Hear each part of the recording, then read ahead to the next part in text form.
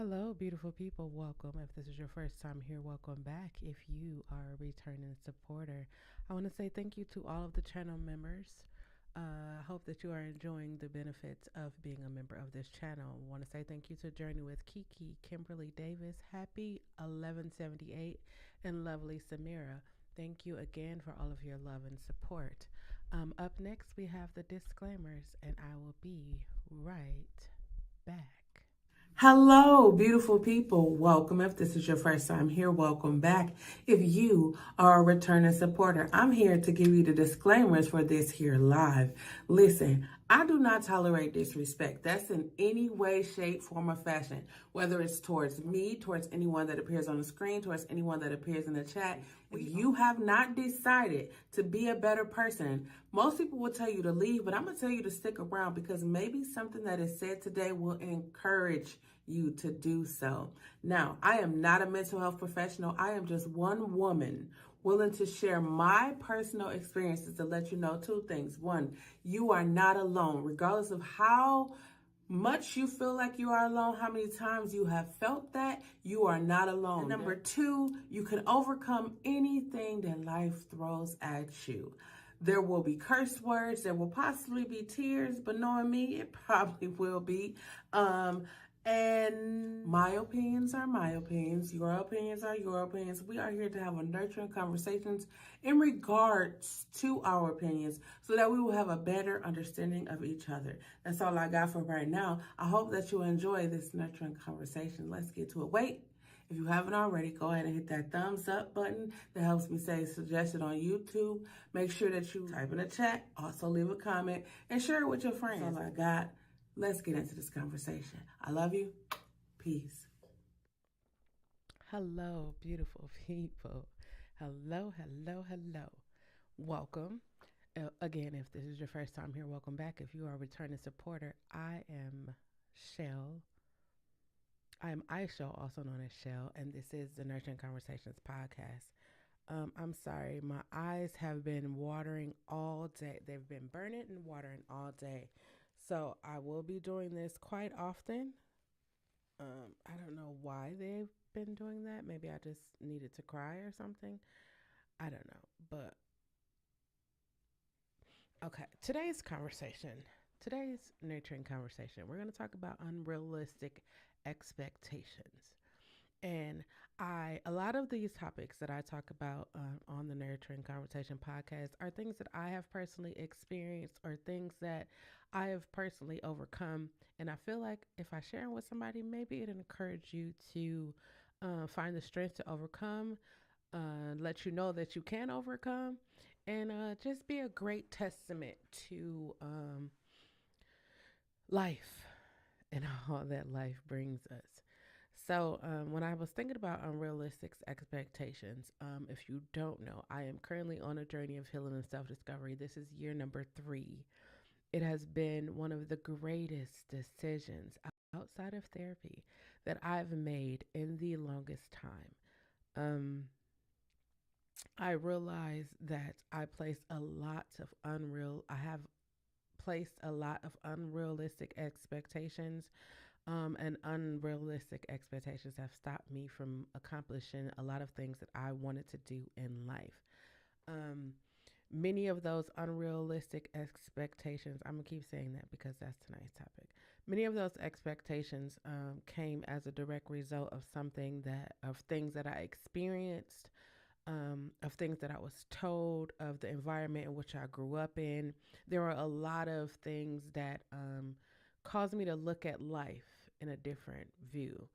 And as I began to, travel the road of healing and self discovery, um, I had to come to grips.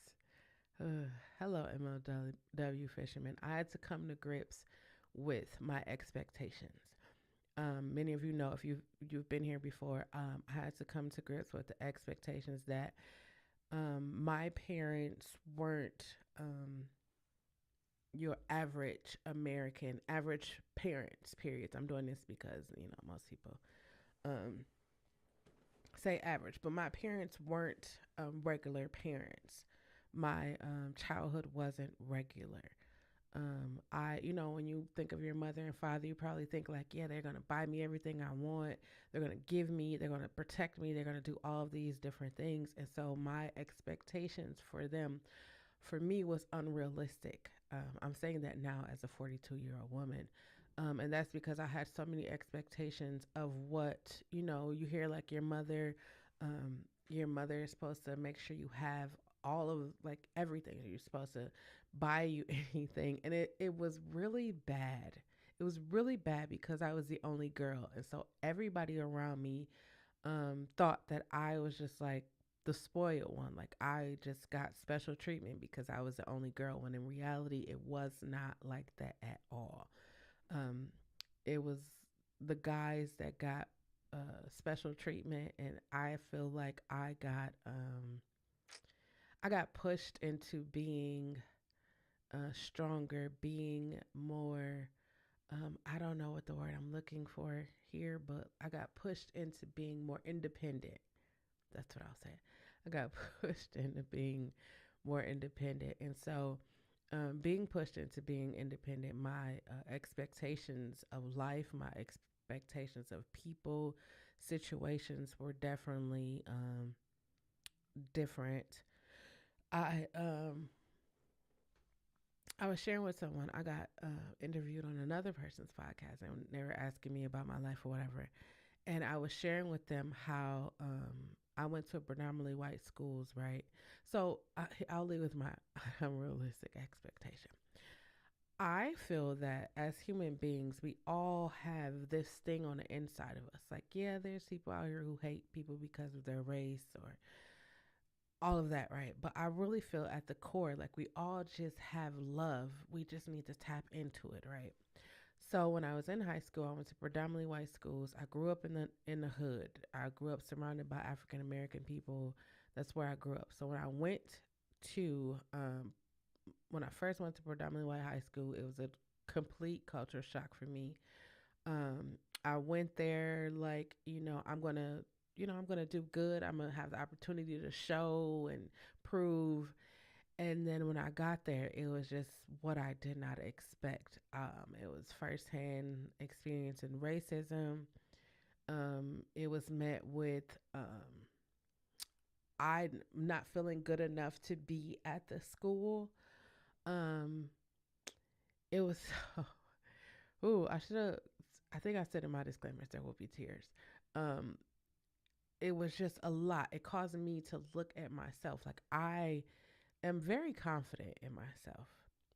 But being in a predominantly white environment, it definitely changed the way that I look at myself. It changed the way that I look at my life. It changed the way that I looked at life, period, because I definitely was able to notice the difference in in education, in the school, in the school offerings, in the school lunch. I mean, it was like totally different. And then I think the biggest expectation was that they were going to accept me for who I was. And I say that because, I was like, I'm going to be here, I'm going to go to class, and the teacher's going to, there's not going to be favoritism. It's just going to be a regular class. But boy, was I mistaken. So that was like my first real like experience with racism. Other than that, I was in the hood. We wasn't really, not saying at the hood, but you know what I'm saying, if you know what I'm saying. But that was my first experience with um, racism. And I just thought, like, it's a one off. Like, okay, yeah, that happened, but, it's not going to happen for the rest of my life. Because in my mind, I feel like I think everybody has love. I really feel like everybody has love on the inside of them. They just really need to tap into it, or they need to heal, and then the love will show through them. So as I, completed high school, and then I went to college, and college was another form of shock for me because I had got adjusted to being in a predominantly white setting in high school, and then I went to college, and the town in which I went to college, I was one of 20. I want to say 20. I keep putting 25 because I want to make it sound like it was really a lot, but it really wasn't a lot.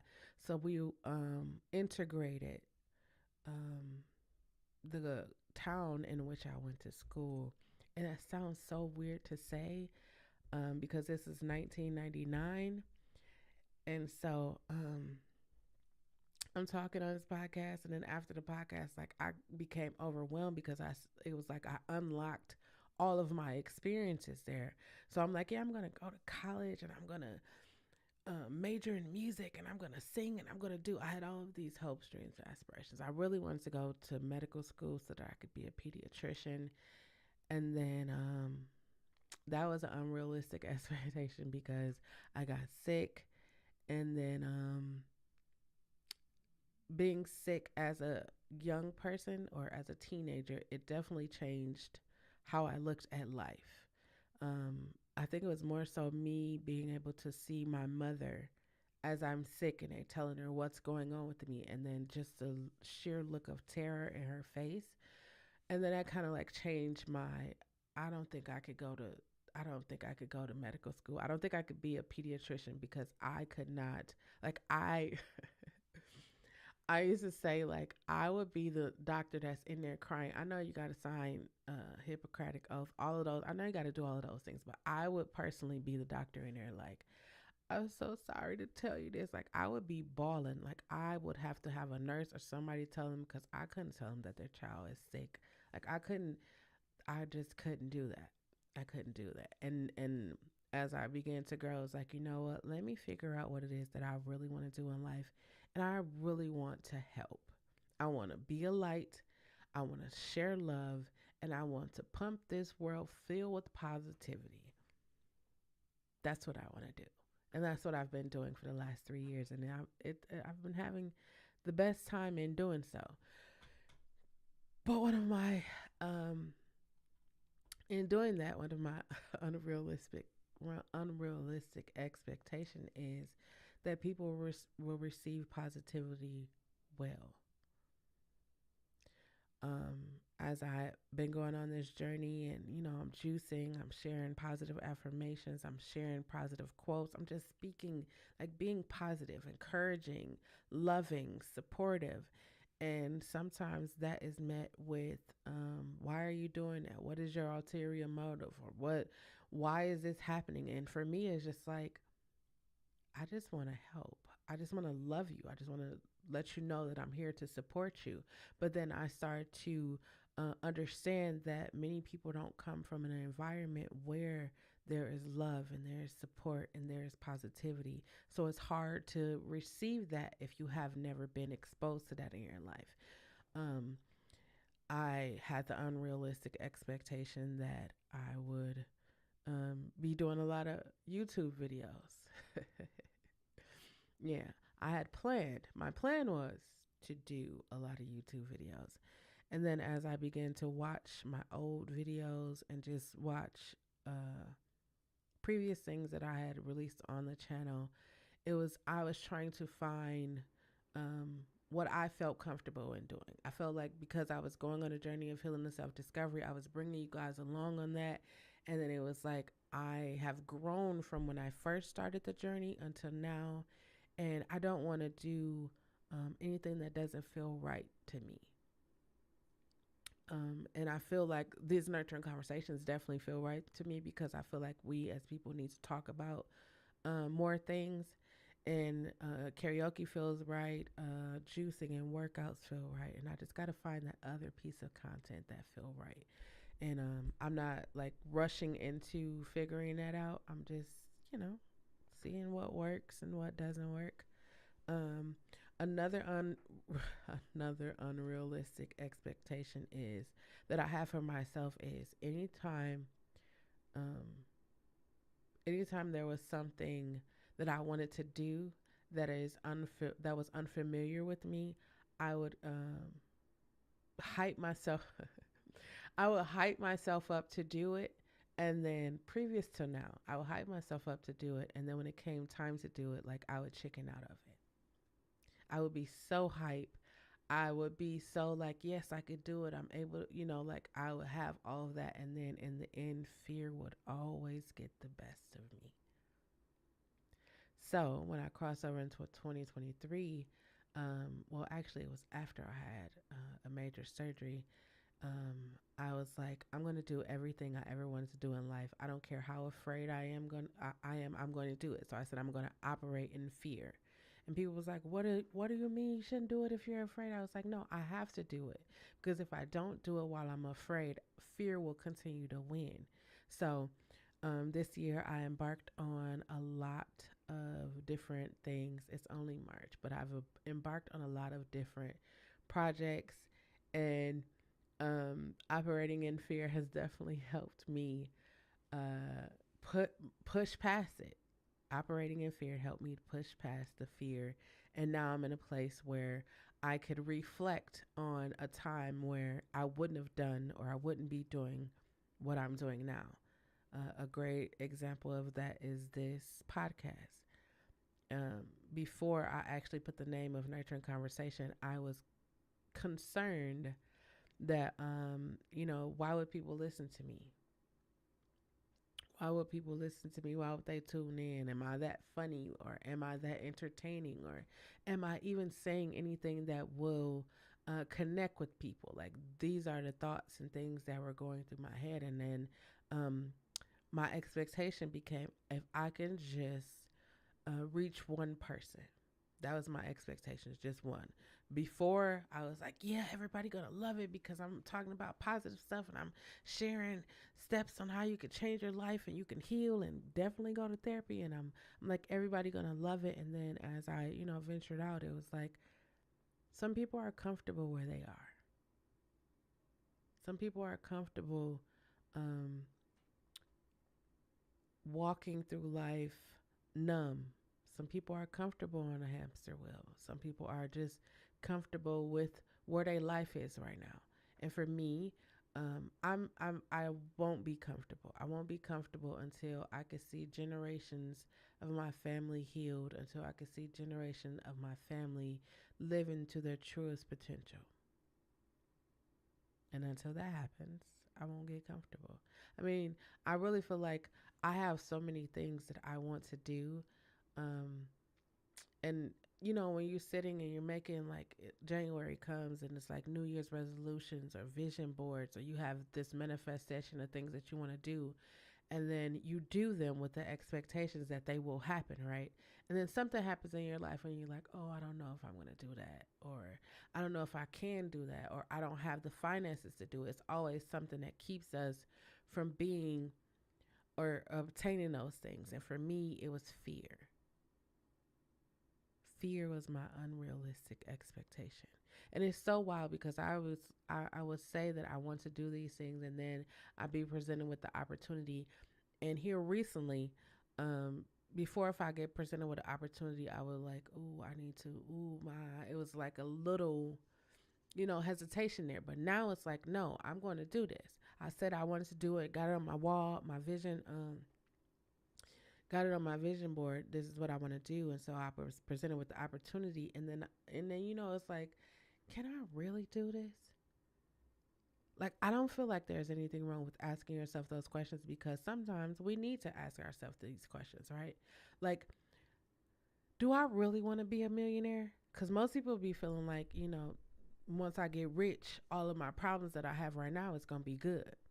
But they don't realize that when you get more money becomes more problems because now you got those people that bought you a sandwich when you was 12 and they want to make sure that they got the interest from 12 and you like 30 now. You got everyone who thinking that you're supposed to take care of them, you're supposed to just give them money. You got the IRS, you got the government, there's so many things that come with being a millionaire, but everyone just looks at the glitz and glamour and, oh, I can take care of my bills. Yeah, people be like, money can't buy happiness. And people actually be like, money can buy happiness because if all you want in life is to be able to take care of your family, you will be happy with money. Me, I don't, I would love to have a lot of money. I would. I'm not going to act like I wouldn't. I would love to have a lot of money. And I would definitely love to like reinvest into other small businesses. I would definitely like to set up scholarships for people that are going to school. It's so many different things that I would love to do. Of course, I would travel, and of course, I would like, make sure I'm good and my family good. But there's so many other things that I would love to do. Like, I don't want to just be rich just so I can be like, yeah, I'm rich. I want to be rich so I can like, I don't want to be. I want to have a lot of money. That's what I'm going to say. I would like to have enough money where I could just be a blessing to other people. That's what I want to do. I want to help other businesses. I want to help musicians. I just want to help. Like, I really feel like my ultimate goal in life is to be a helper. Help people figure out their business, help people figure out, even help people figure out their YouTube. Now, one of my realistic expectations that I real life am like um overcoming or still figuring out is the one where it's like you automatically believe that you're going to fail. And so I would tell myself, how could I fail if I haven't even tried yet? Like, how am I already preparing to fail if I've never even tried? It's like having those conversations with yourself, right? Sorry, I feel like my lip split. It's like having those conversations with yourself, right? It's like you want to start a YouTube channel. I'm sick with YouTube. You want to start a YouTube channel, but it's like, oh, I don't have the lights, or I don't have the camera, or I don't have a topic, or I'm not as funny as that person, or I don't eat those kind of foods. And you're giving yourself all of those reasons as to why you can't start a YouTube, instead of saying, you know what, I have this phone, I can prop it up on a book, or prop it up on you got a tripod, prop it up, and just hit record. Hi, Trish. Just hit record. What am I going to talk about? First, I'm going to introduce myself and tell people what they're going to see on the channel, and then call it an introduction, ask people to follow me, subscribe, hit the notification bell, and boom, you done already completed your first video. Just that simple. I know people like to say it's easier said than done, but here's my process with that, right? For me, when I think of something, when I say I am going to score a documentary, right?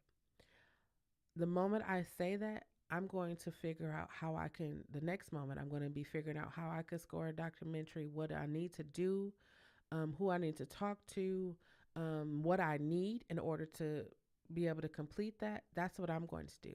Like, it's people be like, oh, it's easier said than done to walk away from something that you love.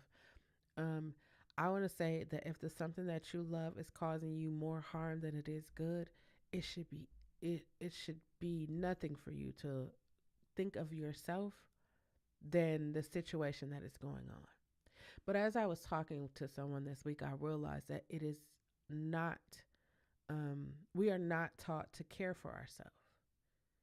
You know, that probably sounds weird, but it's like we're not literally taught to care for ourselves. We've always been taught to care for other people, care about other people's thoughts, feelings, um, care about other people's opinions.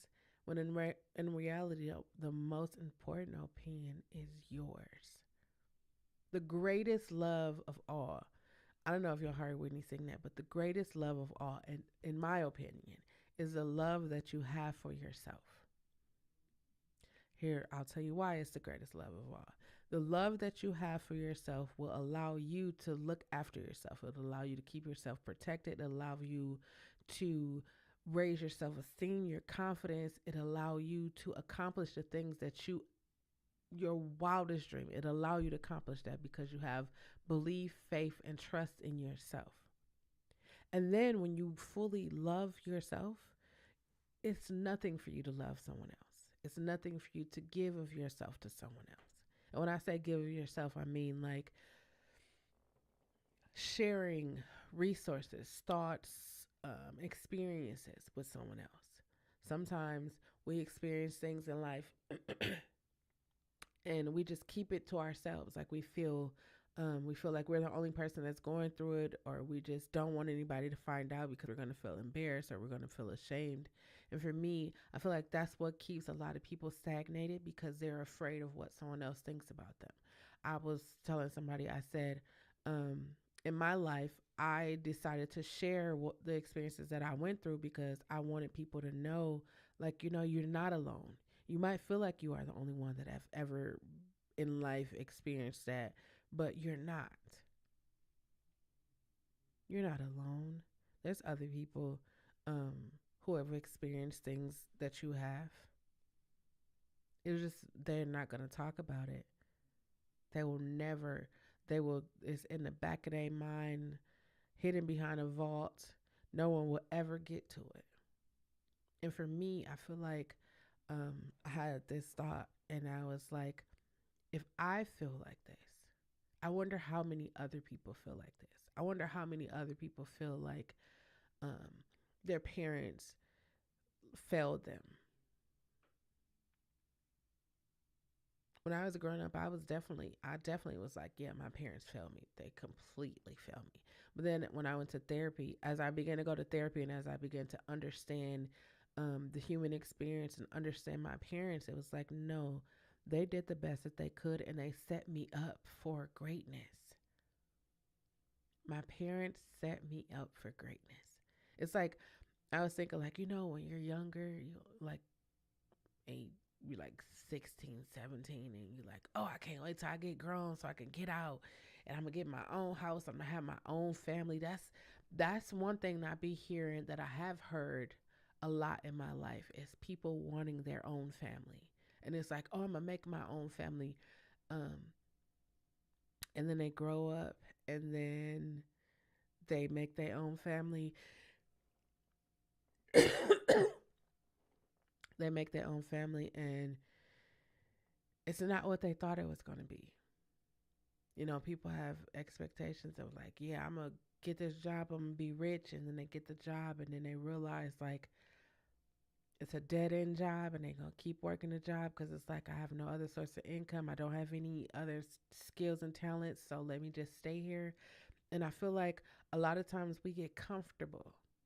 I've been at this job for 5, 7 years, but I want to start my own business. I want to like become an entrepreneur. I want to like become a part. I want to be a streamer. I want to be an influencer, a social media influencer. I want to do that, but who's going to listen to me? Why would they listen to me? These are questions that I was asking myself. Who's going to listen to me? Why would they listen to me? Will people really tune in to hear what I got to say? And then the more I talked, the more I was just like, you know what? I got to push past fear. I really had a fear. You probably can't tell, but I really had a fear of talking, especially about myself, talking about anything that I'm doing. And I realized this while I was on the podcast and I was talking to the guy and I was like, I never really talk about the things that I accomplished in life. And I feel like that was because of my environment.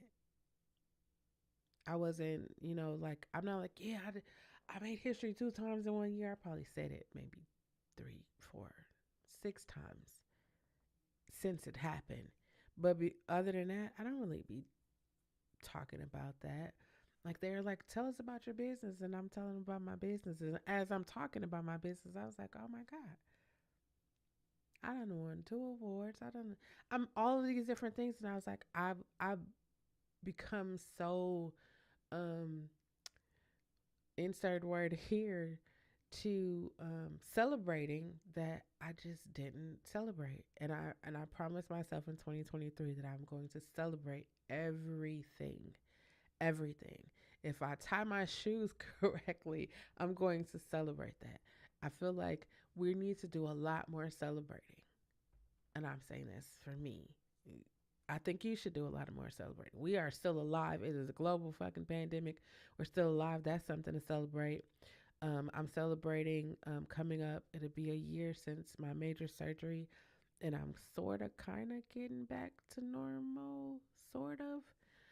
Of course, my life has definitely changed, but um, I'm getting back to working out, so that's pretty cool. Um, I definitely I definitely put a expectation of myself, an unrealistic expectation. Because well, they told me from 6 to 8 months, um, I would be able to be back to normal. That's basically what they said. I think they should have. I think they should have a clause that's like, typically 6 to 8 months, or um, results may vary. If they said that when you go to the doctor, and they always be like, oh, 6 to 8 months, you'll be better. Um, hi, hi, Tasha, how are you? If the doctors is like 6 to 8 months, results may vary. In 6 to 8 months, you could possibly, if they said those things, be back to normal. I think I would be okay. But they was like 6 to 8 months, and then after the 6 month, I was like, okay, I'm not. I'm trying to work out. I even went live and worked out, and I was like, yeah, I'm gonna get back to it because I got to be working out. Stomach wasn't healed. Nothing was healed. I was just like, yeah, I got to do it. And then I got sad about the 7th month, and the 8th month. I was just like, oh my god, I don't even know if I'm gonna ever be able to work out again. And then with juicing, so I developed, let me tell you, I'm just telling you guys all of this. So I started the juice, right? I was doing like complete juice for the last couple of weeks until last week. And developed a little I developed a little fear. See, fear is like that's my crut. Fear. I developed a little fear, right? Because I was drinking juices, and I was like, I don't even know what caused this mass to be on the inside of me. So maybe it was drinking juice all the time. So I was trying to do like full juice, and then my mind just kept saying, "But what if the juice is what?" And I was like, "No, I'm not gonna be stopped. Fear will not stop me in 2023." So I went and got some more juice. I got new juice recipes. I'm drinking juice. I'm drinking juice. I'm like, you know what? It's so easy to fall back into fear. Like, it's so easy. Like, it's easy to be like, okay, I'm not gonna do that because I don't feel like I can do it, or I'm not gonna do it. Like, knowing the whole time that you can, knowing the whole time, like, I realized that the thing about juicing for me is not it's not the juice, because I could drink juice all the time. It wasn't the juice, it was the discipline. It was a discipline of getting up in the morning, cutting the juice, putting it in the juicer, cleaning it out, all the stuff, putting it in the refrigerator. And then, like, it's the discipline. It was the discipline for me. And then when I realized discipline, I was like, wait a minute, why do I have a little when it comes to discipline? And I thought, I never got disciplined. I'm laughing, but it's not funny. But I never received discipline when I was growing. I wasn't disciplined. I was like, whatever I wanted to do, like, no one was like, no, you can't do it. Like, I rule life, pretty much did everything I wanted to do. And so when I started thinking about discipline, it was like, who's going to, like, I'm supposed to do that to myself? I'm supposed to discipline myself. I've always done everything I wanted to do. And then I started to think about it. It's like, oh my God, that's what it is. Even with working out, it was like, it wasn't like, okay, let me go to the gym. Like, I didn't want to go to the gym. Like, everybody's like, oh, you could be my gym partner. You could do all this. I was like, no, I need to do this at home. I need to start here first and get comfortable with working out again, because whether we like to admit it or not, when you get past 40, when you get past 40, something happens in your body. Your bones start to creak. Cold when the cold hits your skin, it's like your bones just go. You ever like sitting down and stand up and your bones go? I don't know. That terrifies me. That terrifies me, and it only terrifies me because it's like, oh, when people get older, they be falling. I don't want to break a hip. It's all these different things that be going on in my mind. But I realized that if I was disciplined, if I discipline in my juicing, if I'm disciplined in what I eat, if I'm disciplined in working out, if I'm disciplined, the greatest realistic expectation I realized about myself is I used to procrastinate Not because I wasn't able to do the job, but I used to procrastinate because there is some type of adrenaline rush. Is something that happened to me. Not recently because I don't procrastinate anymore, but when I would procrastinate, it's like that crunch time. It's like I don't even need an energy drink or nothing because I knew like the last hour, the last 30 seconds, the last 10 minutes, it was like, ooh, the excitement of it.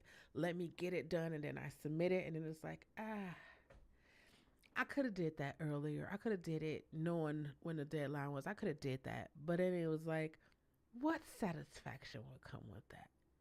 And then as I started, this journey of healing and self-discovery, I realized why I had so much of an adrenaline rush. It was because I had conditioned my mind, my body. I conditioned everything um, for waiting to the last minute. Condition. That was a condition. That was a habit that I was so excited to break because then I started to realize if I do it ahead of time, that leaves me more time to do other things. But no, again, I didn't have any discipline. Nobody was telling me, like, okay, stop waiting to the last minute. No one was saying that to me. And I didn't know that I needed to discipline myself. I didn't know that. But on this journey of healing and self discovery, I have come to realize that discipline has been a great addition to my current life. Discipline. You ever go and have you ever go to Texas de Brazil or Fogo de Chao or Rodizio Grill or anywhere that they serve lamb chops? You ever go and be like, I know I should only have four, but you put that but right there. I know I'm full, but it's discipline. When I realize, like, I'm talking about like food and juicing and working out right now, but when you like apply discipline in your life, like if you say, listen, by June 2026, I want to have a YouTube, I want to have an intro video for my YouTube, I want to have 50 videos uploaded by June 2023, right? That's going to take discipline. It's going to take discipline. Because, I mean, you could just wake up and be like, okay, I'm just going to make videos about everything. But if you really want to grow your channel, you really want to interact with other people, you will find that thing that makes you happy. I think the greatest thing that I discovered on this journey of healing and self discovery is the thing that makes me happy. And the thing that makes me happy is helping other people. Spending time with myself and helping other people is what makes me happy. And one of my, I'm going to keep saying this, unrealistic expectation is that people want help. People, I was like, people not going to want my help. That's something that was just like, at first it was like, you don't, I could, you don't want to alley oop. I could toss it up there for you. It's like, no, because, we've all become so independent where it's just like a perfect example. I, I'm bringing back, in 2019, I did a live concert series, right? And I footed the whole thing. The person I was my significant other, we pooled our money together, and we did 5 concerts, booked 30 something artists, pay for the food, we pay for everything. The band pay for everything, right? And so 2023, I'm like, I want to bring it back. And I was like, but I don't want to pay for it. I don't want to pay for it. And so then I was like, if I'm not going to pay for it, who's going to pay for it? And then it was like, oh, I got to start asking people for money. Now, if you know me, it's weird for me to be like, hey, can you, could you help me out with this? Because I'm always used to like making it work, But as I'm on this journey of healing self discovery, I don't have to do it by myself. I'm not an island. I mean, anyways, I don't have to do it by myself because there are other people out here who, will help me. And I'm like, I want the help. So I sat down, I looked at, some of my favorite like music festivals and like concerts or whatever. And I was like, okay, I could do a sponsorship deck. So I put a sponsorship deck together. Um, I sent it out to my accountability partner and my mentor. And I was like, um, here's my idea. This is what I want to do. And I put a sponsorship deck together, sent it to them, and they was like, oh my God, who created this? I'm like, me. And he was like, really? You should start sending this out. And so I'm like, okay, cool. I told you at the beginning, I'd be hyping myself up like I could do it. Yeah, I could do it because I know that I can do it. I know that I could do it. It just fear. It comes and I just have to like look it in the face and be like, you are not going to fucking stop me from doing what I need to do. So I got the sponsorship deck. I got my list of sponsors that I want to send it out to. I kid y'all not. I sat right here at this computer and looked at that email, and it was all filled out and everything. And I kept looking at it, and I just kept sitting there, and I just kept looking at it, and I kept saying, I'm going to send this email. I kept telling myself that, right? And so then I text my accountability partner. I said, hey, I need to send you this. You need to be my first email that I need to send so that I can get past the fear of asking. I need to get past this. And I had to figure out, what do I need to do to get past it? Let me send it to you first. Then I text my mentor, and I text one other person that I trust, and I feel that can, that keeps me lifted. So I messaged them, and I was like, after I sent out those 3 emails, I've been emailing every day. Every day since last week Monday, I've been emailing. Anybody I think about, I send them an email. I first text them, or in the conversation, was like, hey, do you mind if I send you this about my concert I got coming up? Yeah, sure. So I sent it over. So far I have 4 sponsors. 4 sponsors. One of them is taking care of all of the musical instruments in regards to the concert. So I don't know if y'all can tell that I'm excited. But I knew that I could do this, right? It was just pushing past that fear. And I said, when I walked into 2023, fear is not going to stop me from doing anything. Nothing. There's nothing. Anything that I want to do. I said I want to get out and network more because I've been in the house. Like, this is my sanctuary. Like, this right here. I said I don't want to go outside unless I'm making money outside.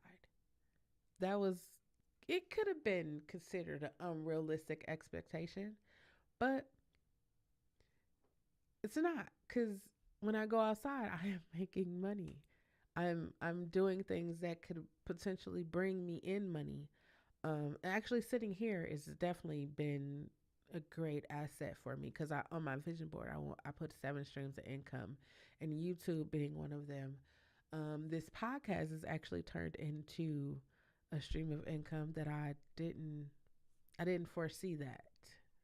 I just wanted to do a podcast to talk and encourage people to heal and go to therapy and be better and realize that the situations that happen to you, they don't define you. They were just situations that happened to you.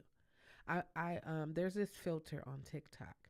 I don't know if you're on TikTok, but there's this filter on TikTok, and many people are like, there should be some kind of warning on the filter or before you use the filter, because a lot of people haven't dealt with their childhood or teenage years, like what they went through, right? So I'm watching these videos, and one lady just started bawling, and her caption, she said, um, I'm looking at the 14-year-old who put her stepfather in jail for CSA. If you don't know what CSA, message me, I'll let you know. And so I was just like, oh my God, yeah, they definitely needs to have a trigger warning on that, because it takes your face as it is right now and it shows you like in the childhood. And so I was thinking to myself, like, I'm so grateful for going on a journey of healing and self discovery, because I've definitely healed a lot. I healed from things that I had no idea that I even needed to be healed from. None whatsoever. I started to think, like when I was sick, right?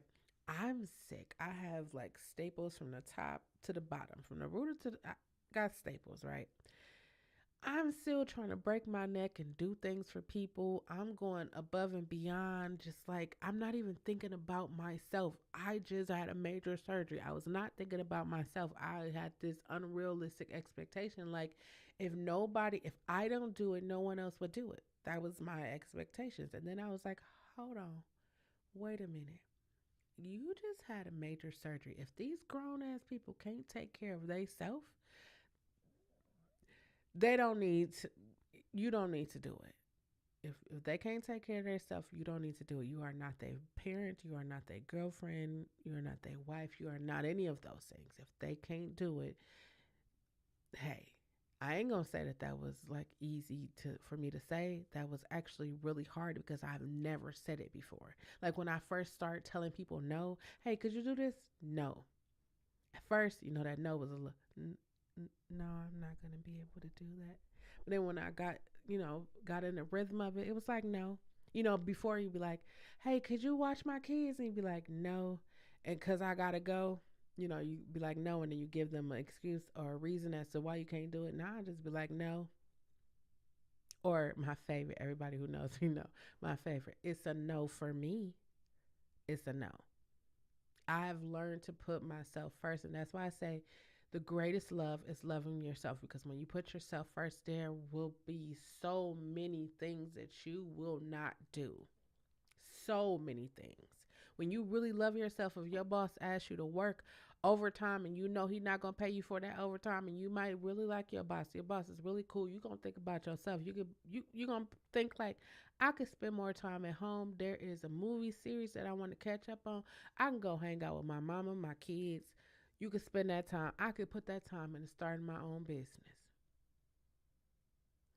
When you really think about it. But some of us won't think about that because we be thinking about, man, that'll give me a one up when I go to apply for this supervisor position. But you already know that they don't hire like that in your job, or the positions always go to the boss's son or cousin, or we all know that's a reality. Like, that's a reality of life.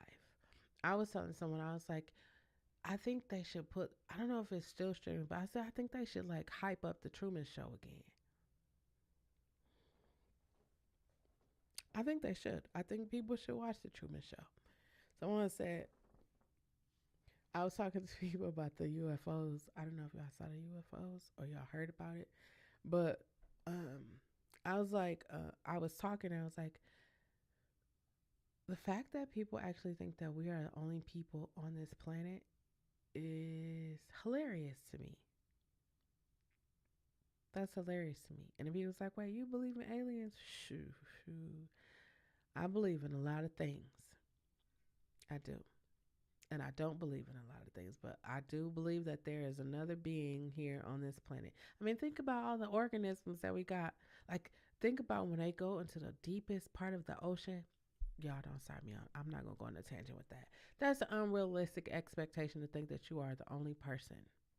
I'm the only person um, that feels this way. Another unrealistic expectation that people have is that they can change people. Like, I know that I can't change you. I know that I can't do that. I do know that if I say something that can inspire, I could say something that can inspire you, encourage you, or motivate you to change. I can do that. But I can't change you. I can't make you um, stop being negative. I can't make you love yourself. I can't make you do any of those things. All I can do is suggest that you should. All I could do is encourage you to. That's all I can do. I wish like if I had to like, when I was growing up, I always used to be like, I wish I could be Jean, from X-Men, where she would, like, she had her own powers. She had her own powers, but then if she touched somebody, she can have those powers also. I always wanted to be Jean. I knew I didn't want to be Charles.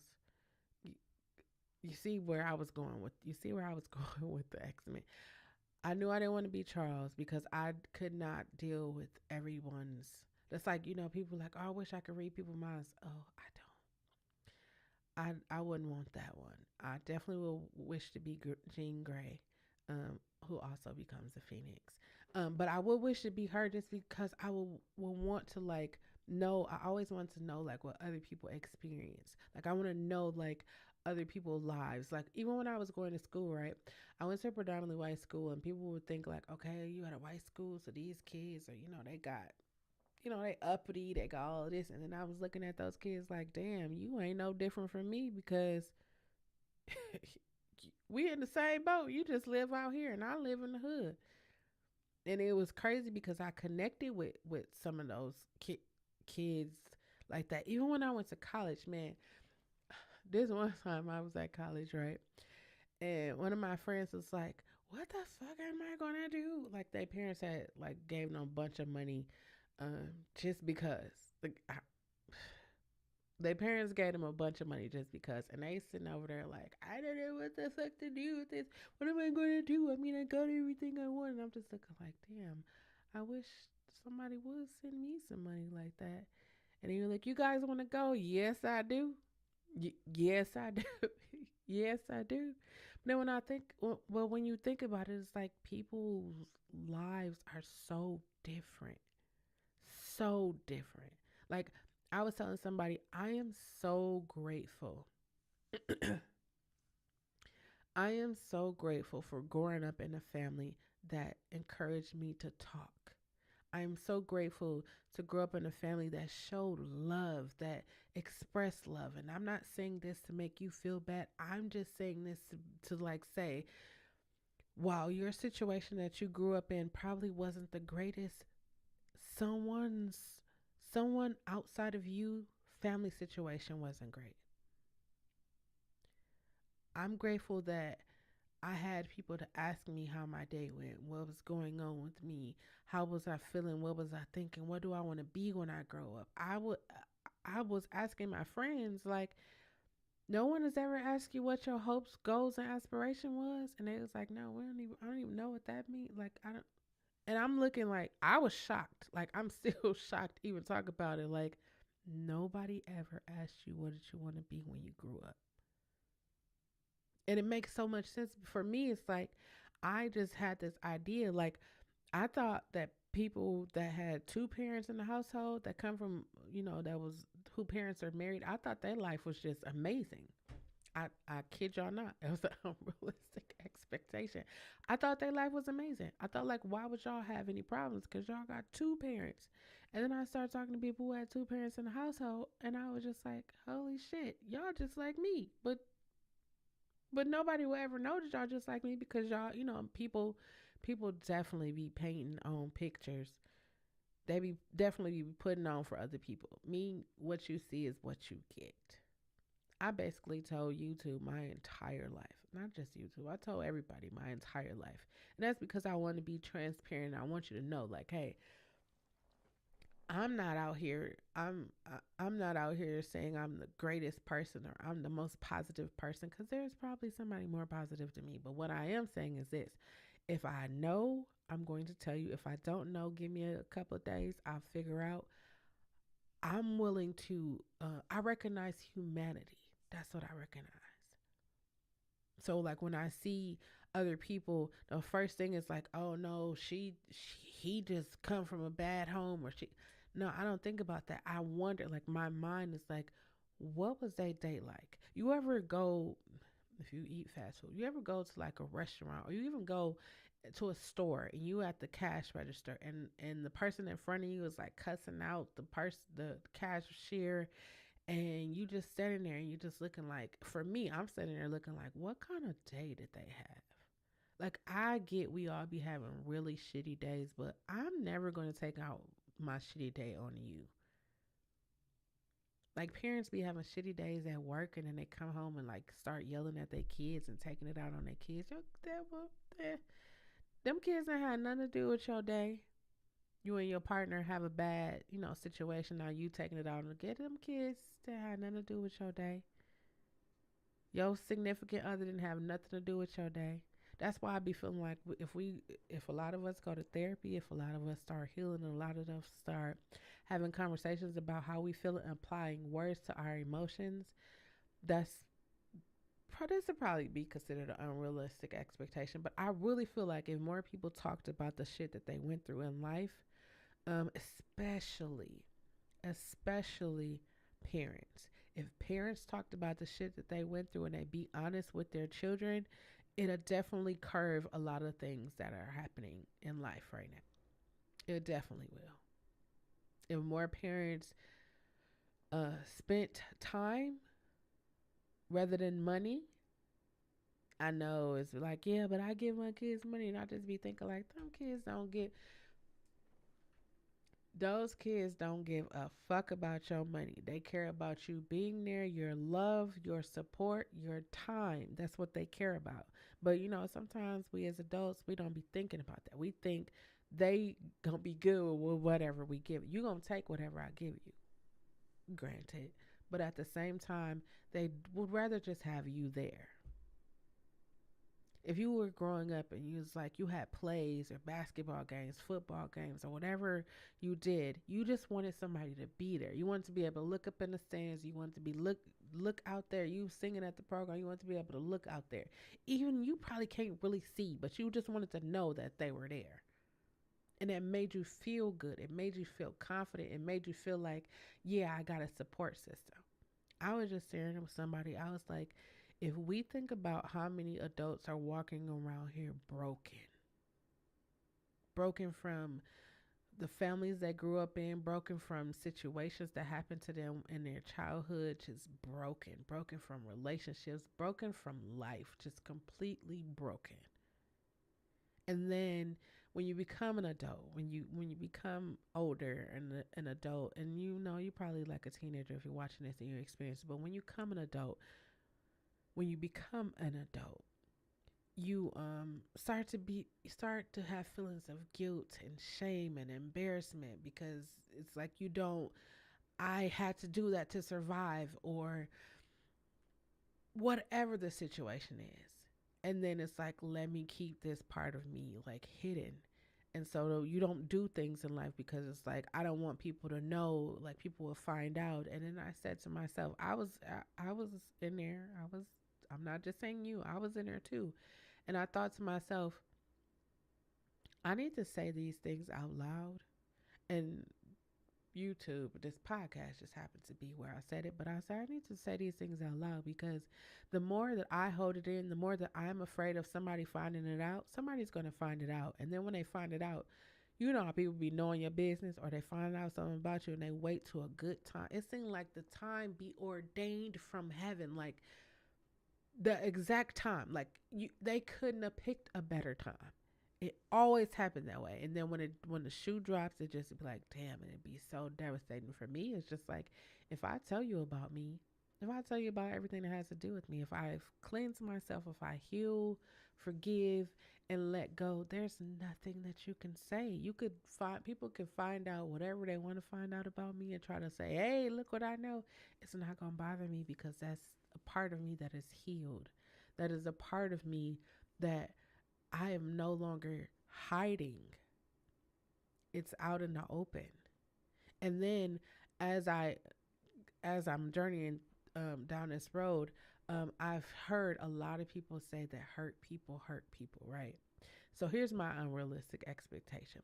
My unrealistic expectation is that if hurt people take the time to sit down and heal, we wouldn't have to keep saying hurt people, hurt people. There would be no hurt people to hurt other people.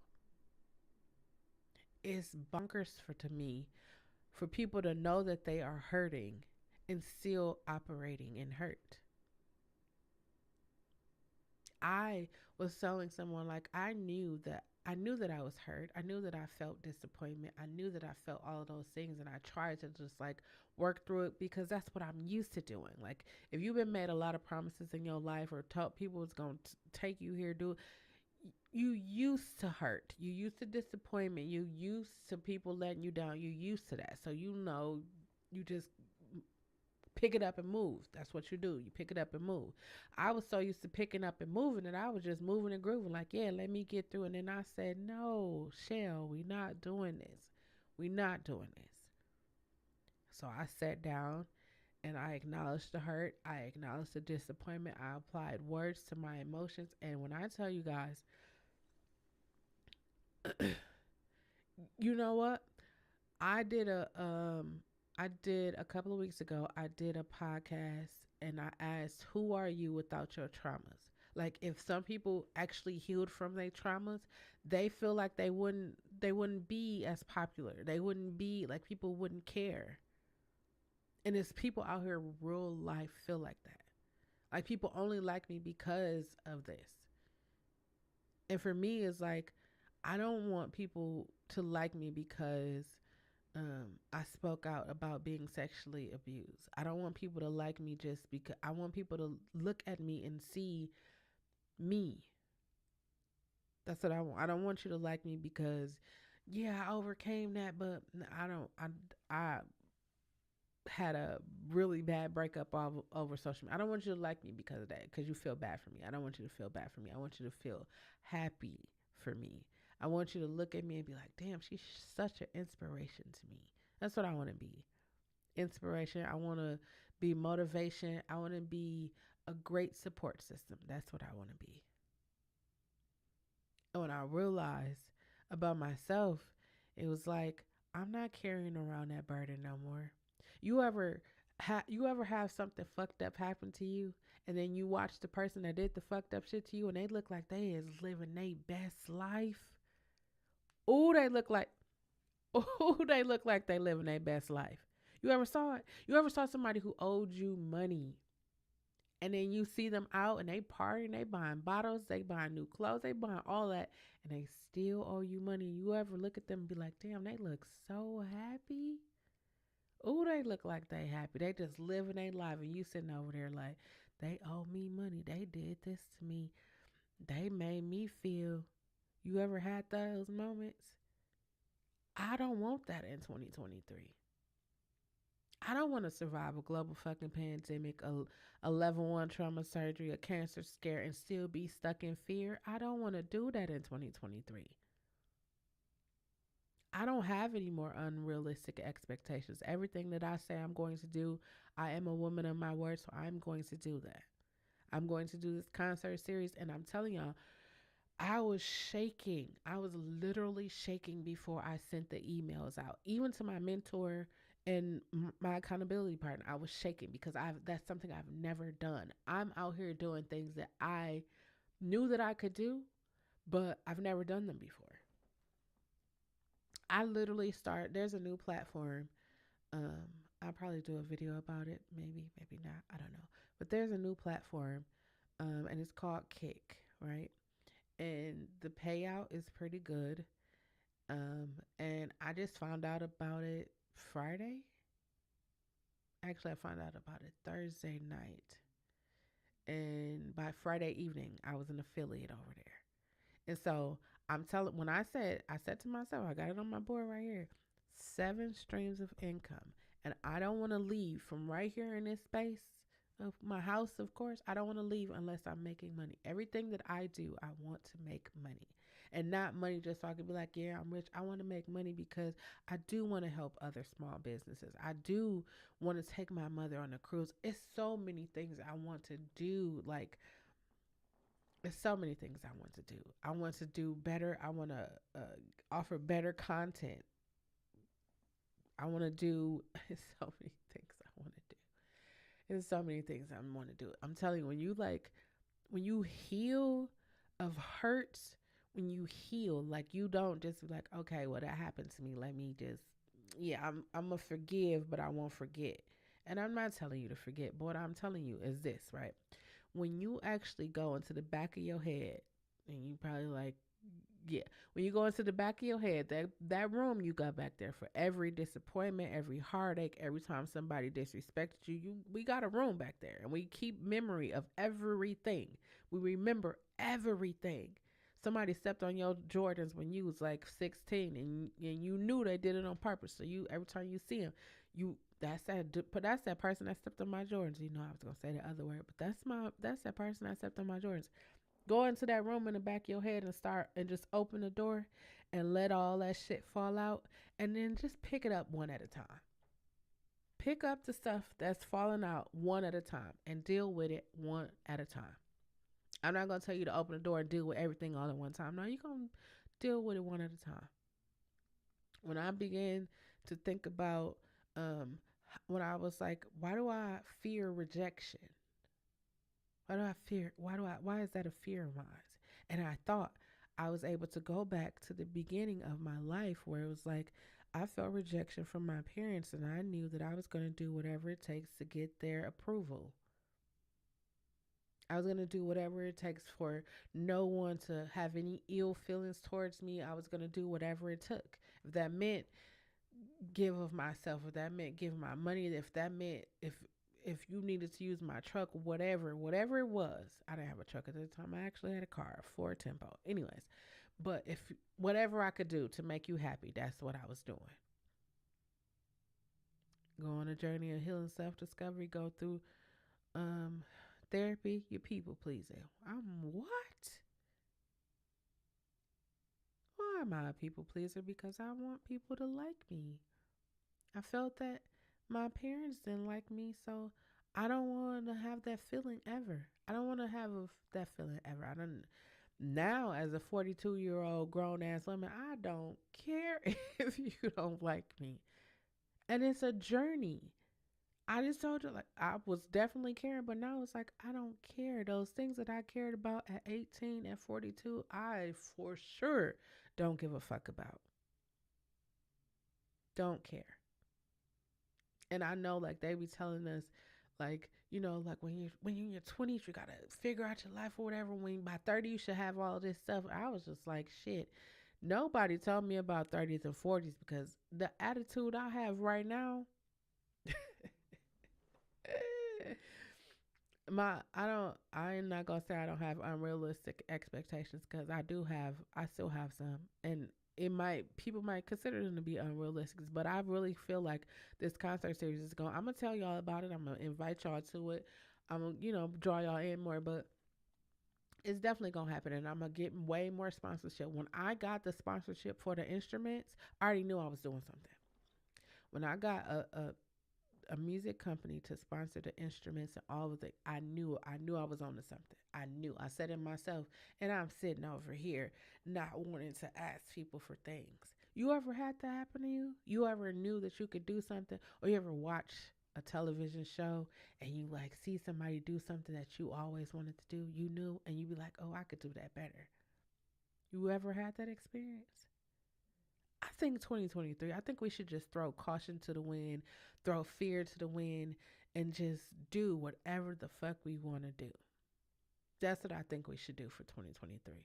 Chelle, what you think? I think you should do whatever you've been wanting to do, just do it. Like Nike say, just do it. If you fail, so the fuck what? Take what worked, what didn't work, and try it again. I think we got to the point where I don't want to make a mistake. I don't want to fail. I don't want to start over. We got all these different things. I'm telling you, you probably say, oh, I don't want to do this over again. But the reality of it is you will have the opportunity to do it again. You have the opportunity to change. You have the opportunity to grow. Parents, if you got more than one kid, you probably was like, yeah, I'm never having another kid. And then by the third one, you like, well, they here now. I love them. I love each and every one. I bet you probably watching this right now. You probably looking at your kids like, I wouldn't trade them for the world because they change you. I really feel like I don't have any kids, but I really feel like my nieces and nephews changed me. They definitely taught me patience. They definitely taught me love.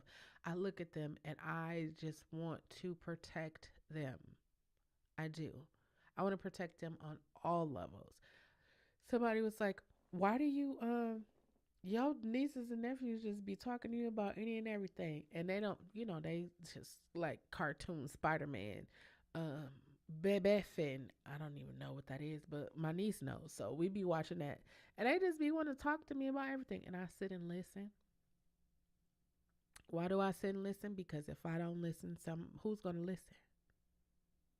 Who's gonna listen? I will go to the games, the concerts. I will go to all of that because if I don't go, my nieces and nephews won't be like, my auntie never showed up. She was never there. No, I'm going to be there. And if I can't go, I'm going to make sure I see them before they go and see them after. You remember when you were growing up, you was like, man, I wish somebody would come to my events. I wish somebody would do something for me. I wish. Right now in my life, I'm fulfilling those wishes with my nieces and nephews. I'm that auntie that's gonna text them, call them, FaceTime them. My nephew become my nephew come over. He say, "I know I just came over so you could see me. That's all. I just want to see them, make sure they okay." I told somebody, I said, it's nothing like seeing somebody who's like, well, you was smiling. I thought you were okay when you know those people are hurting. We be knowing people are hurting. We know people are hurting. You like, how do we know people hurting? You know, parents be knowing when their kids be hurting or something different happen to them when they go from being a outgoing, fun loving kid to just want to stay in the room all the time and not doing you not hanging out, not doing the things they used to do. Something is going on. We know. We be at work, our coworker, something be going on, and we don't.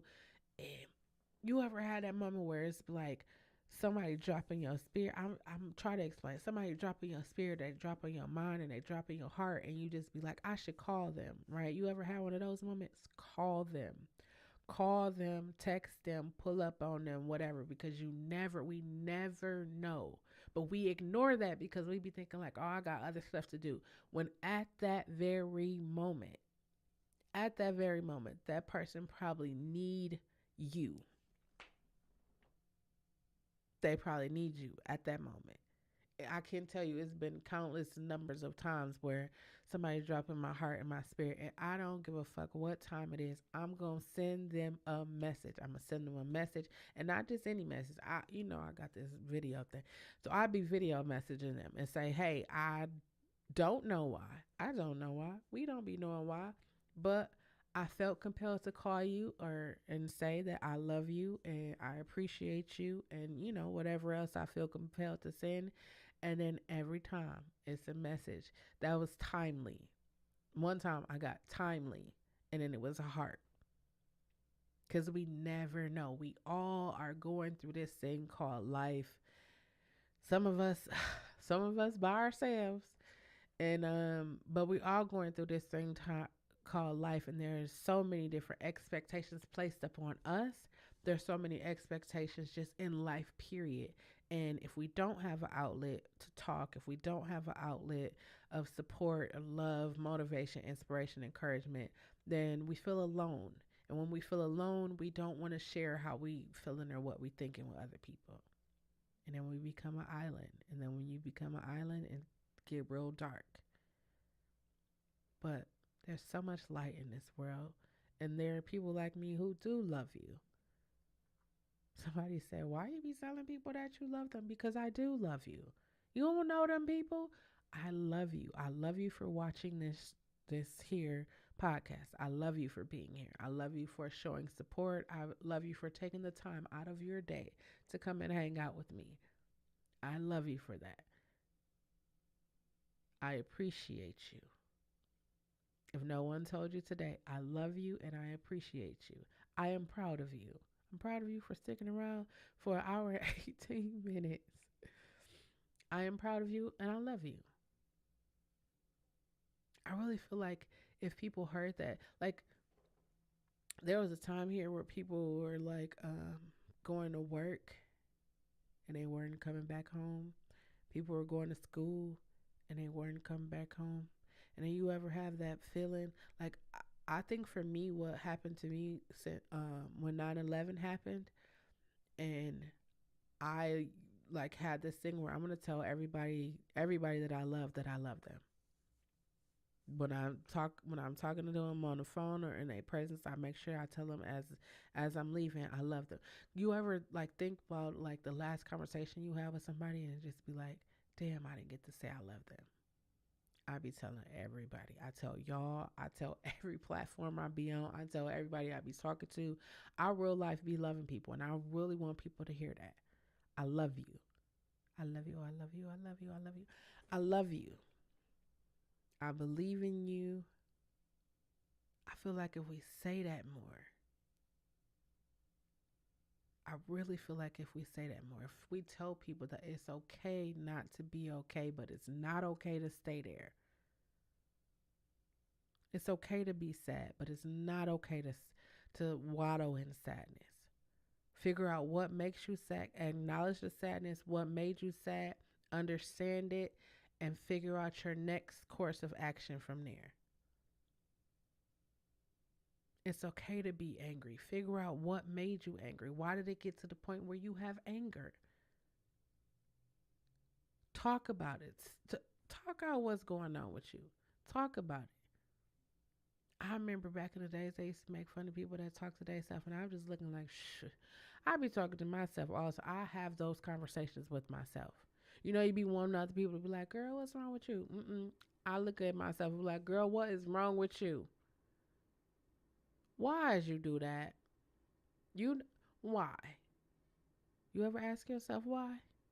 I feel like if more people ask themselves why, they definitely wouldn't be in situations that they in. Why? Why are you with this person? I asked somebody, I said, why are you friends? Why is that person your friend? Why do you call that person your best friend? You ever took a moment to think about why you call people your best friend? Like, think about it for real. Like, is it because y'all went through hardships growing up?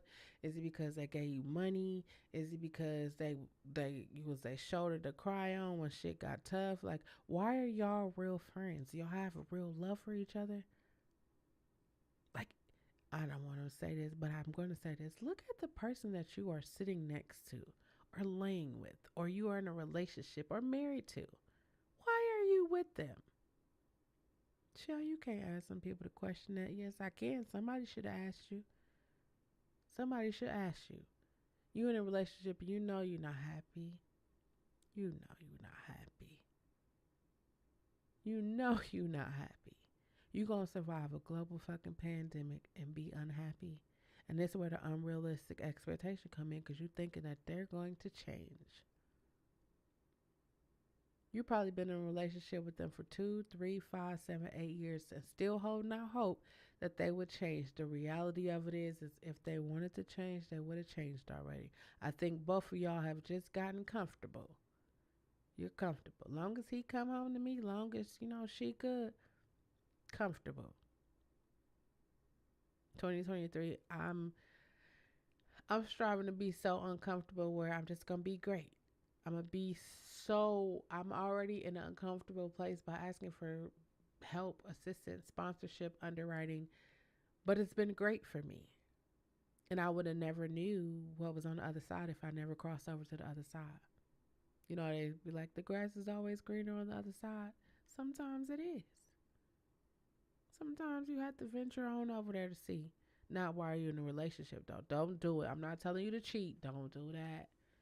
Don't do that. I'm not telling you to step out of nothing. What I am saying is if you know that you're not happy in that relationship, in that job, in that career, in that major, because people don't be happy in their majors. They just be going because they're thinking about the money that they're going to get after they get out of college, but you got to make it through college in order to get to the money. I would suggest you do what you love. Every day when you wake up, do what you love. Do what's in your heart. Long as it's not harming anybody else, but do what's in your heart.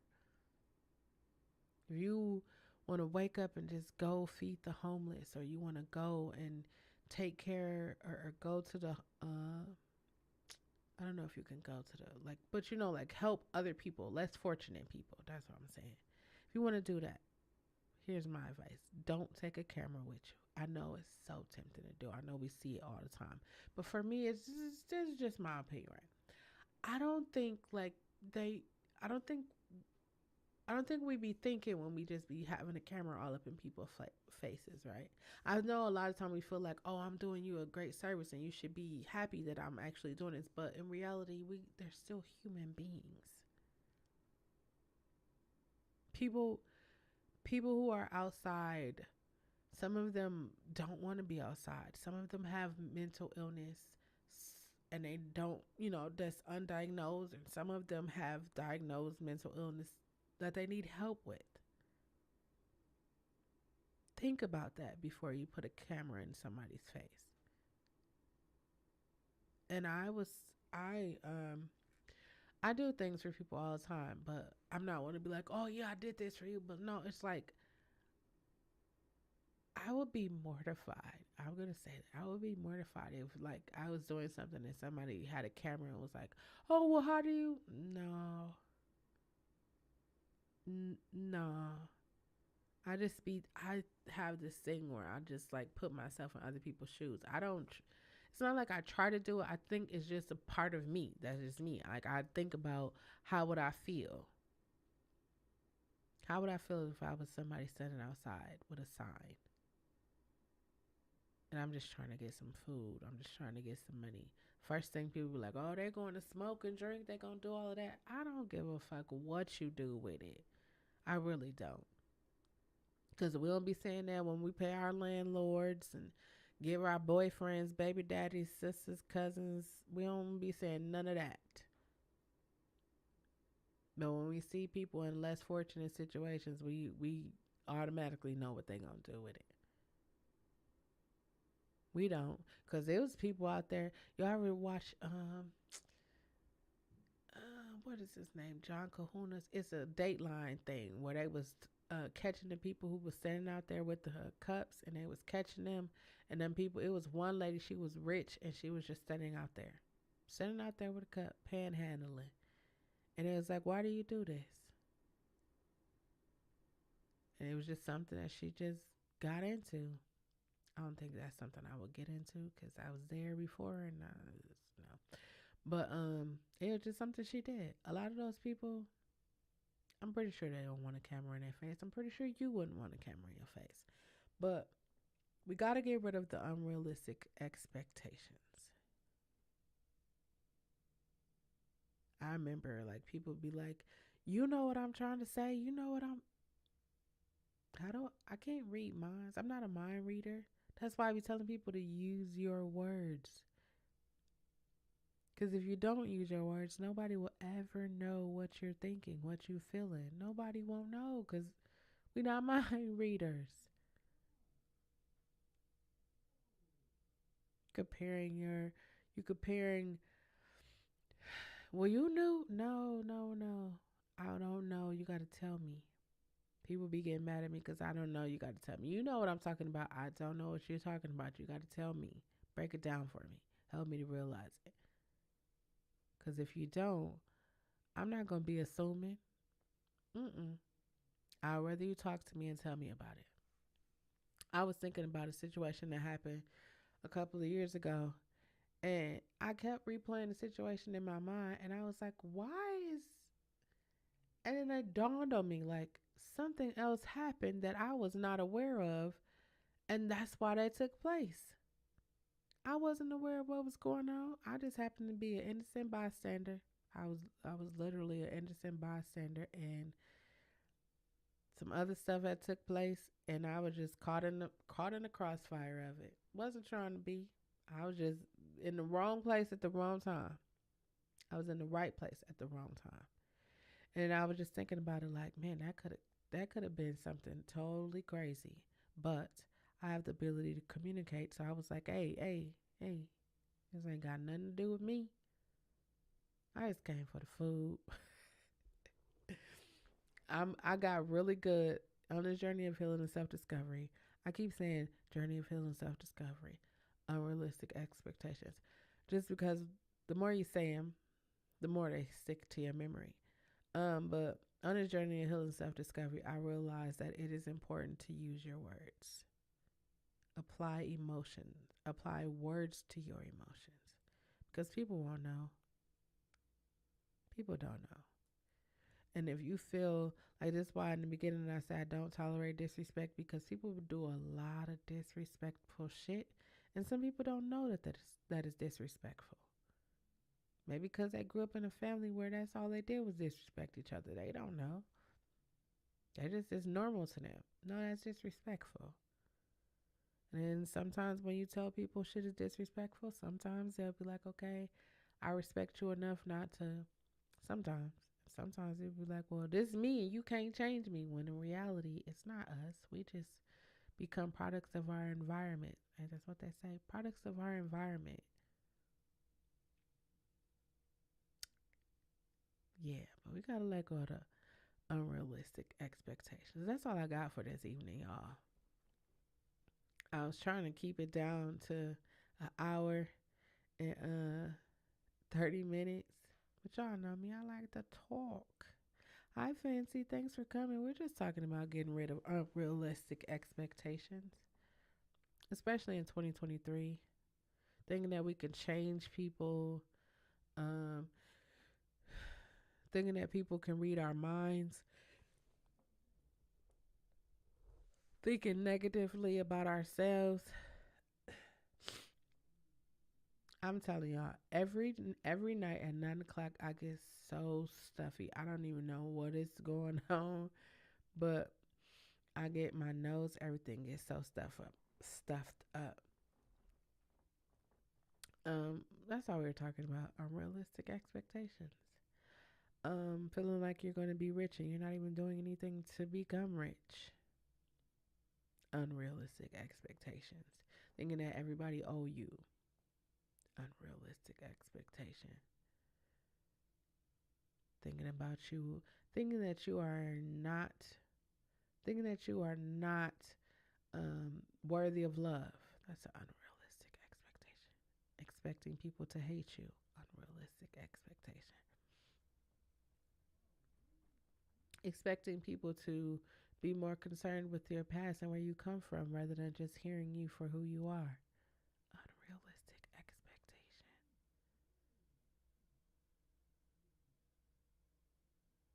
Thinking that you will never be successful because of where you come from.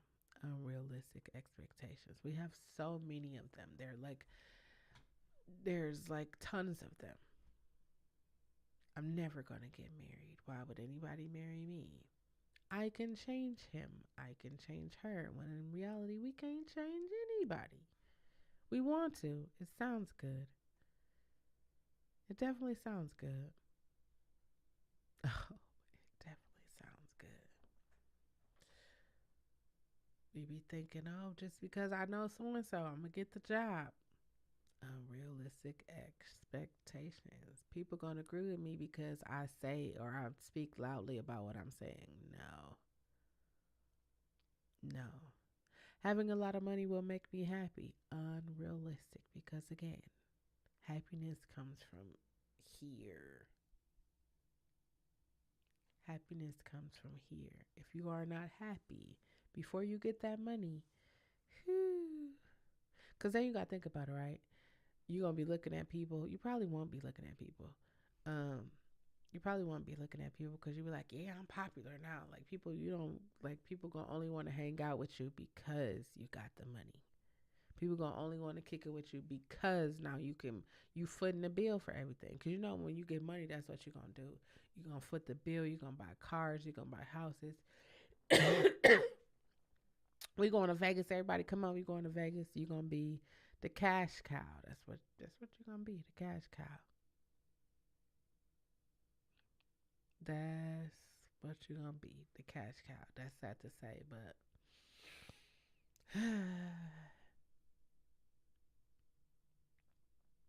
that's sad to say. I'm gonna leave you with four things that could help you adjust or get rid of your unrealistic expectations. One, remember the only person that you can control is yourself. Only you. And that takes a lot of discipline. That takes a lot of discipline. And a lot of times we are not disciplined enough to even ask ourselves the questions of how or why, what, well, I'm stuttering. What can I do to change my life? We're not disciplined to ask ourselves that. Because if you think about it, what could you do to change your life? You could be on time. You could love yourself. You could stop blaming other people. You could take accountability for your action. You could be responsible for the shit you say. There's so many different things, right? Number two, know your limits. Know what you will and will not take, what you will and what you can and cannot do. Know your limits. And when dealing with other people, share your expectations. If you expect for somebody you in a relationship with to tell you the truth and not cheat, share that. Don't just be like, oh, we in a relationship together and I thought that's something you knew. Maybe they needed to hear you say that. Maybe they need to hear you say that you want them to spend weekends with you, or you want them to love on you in the morning. We don't read. We're not mind readers. Some people are. I mean, that's, but the average person isn't a mind reader. And number four, be flexible in the things that you are looking out of life. Be flexible. Can't say you want to be a millionaire, but don't even have millionaire thoughts. I'm gonna be a millionaire. How you gonna be a millionaire? Money just gonna rain from the sky?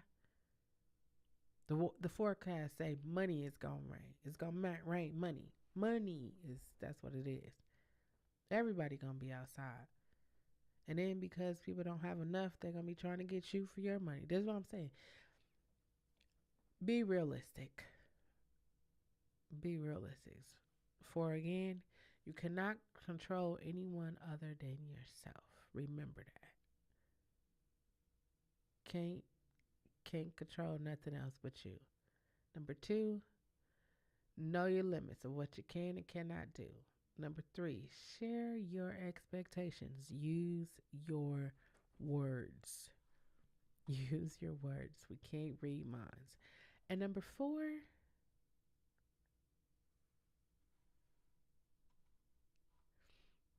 keep an open mind.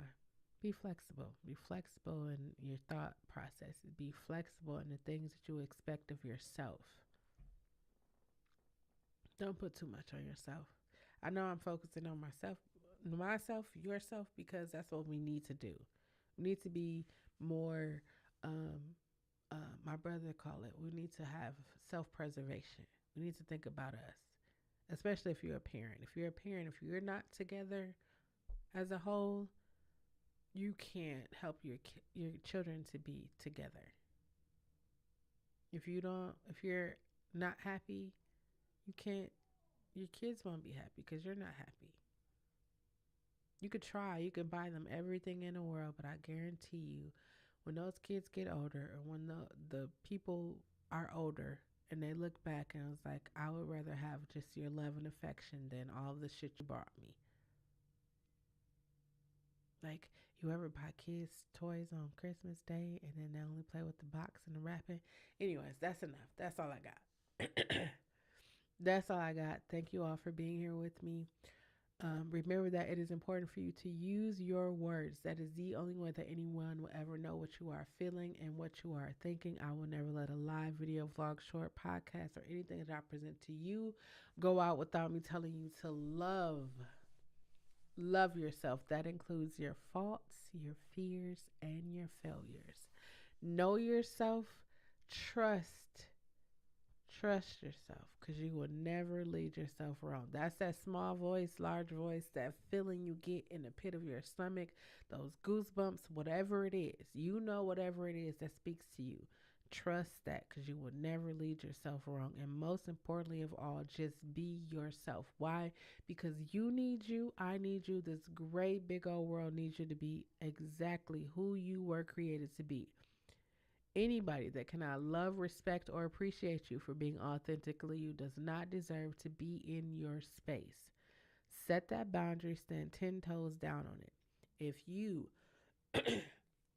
haven't already, make sure that you get your toiletries, non perishable food items, water, disinfectants, set some cash money to the side. And if you are engaged in adult activities, make sure you wrap that shit up, because although we are in the third year of a global fucking pandemic, STDs are still on the rise. That's all I got. I hope that you had a wonderful time with this nurturing conversation. If you come back, thank you for watching it all the way through. Let me know how far you get into it. Let me know. I'm got other content that I'm going to be bringing you guys. Again, I love you. I appreciate you. Thank you for being here with me. Until next time, have a wonderful, wonderful evening. Peace.